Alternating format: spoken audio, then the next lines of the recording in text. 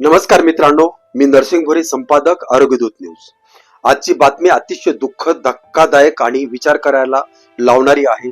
ही घटना आहे पाचोरा तालुक्यातील शिंदाडगावची, जिथल्या एका 22 वर्षाच्या तरुणाने मानसिक त्रासाला कंटाळून जीवन संपवलं आहे. नेमकं काय घडलं? शिंदाड येथील अतुल लक्ष्मण आहिरे हा युवक पुणे शहरात नोकरीच होता. तो वाघोली परिसरातील एका हॉटेलमध्ये काम करत होता. दरम्यान हॉटेलमध्ये चोरी झाल्याचा खोटा आरोप अतुलवर ठेवण्यात आला, असा कुटुंबियाचा आरोप आहे. अतुलवर गुन्हा कबुली करण्यासाठी दबाव टाकण्यात आला, जबरदस्तीने सह्या घेण्यात आल्याचे, तसेच मारहाण, अपमान झाल्याचं त्याच्या नातेवाईकांनी सांगितलं आहे. या सततच्या मानसिक त्रासामुळे अतुल पूर्णपणे खचून गेला होता. आत्महत्यापूर्वीचा संदेश अतुलने आपल्या मित्रांना आणि नातेवाईकांना फेसबुकवर संदेश आणि स्टेटस पाठवला आहे. त्यामध्ये माझ्यावर चोरीचा खोटा आरोप केला जात आहे, मला मारहाण झाली, जबरदस्तीने गुन्हा कबूल करायला लावला, असा स्पष्टपणे नमूद केलं होतं.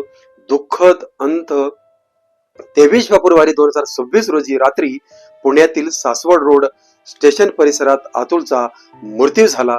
या घटनेने संपूर्ण शिंदाड गावावर शोकाकुळ पसरली आहे. कुटुंबाची मागणी, मयत अतुलच्या पश्चात आई, वडील आणि भाऊ असा परिवार आहे. कुटुंबियांना संबंधित हॉटेल व्यवस्थापनावर आत्महत्यास प्रवृत्त केल्याचा गुन्हा दाखल करण्याची मागणी केली आहे.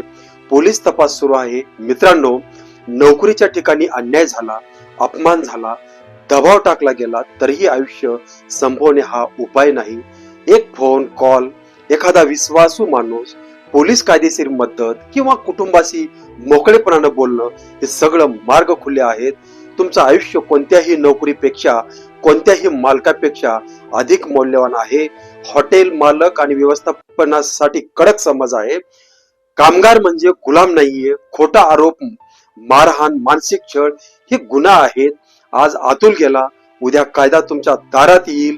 दोषीवर कठोर कारवाई व्हावी, अतुलला न्याय मिळावा आणि पुन्हा कोणत्याही तरुणावर अशी वेळ येऊ नये, हीच अपेक्षा. मी नरसिंग भोरे, आरोग्यदूत न्यूज साठी.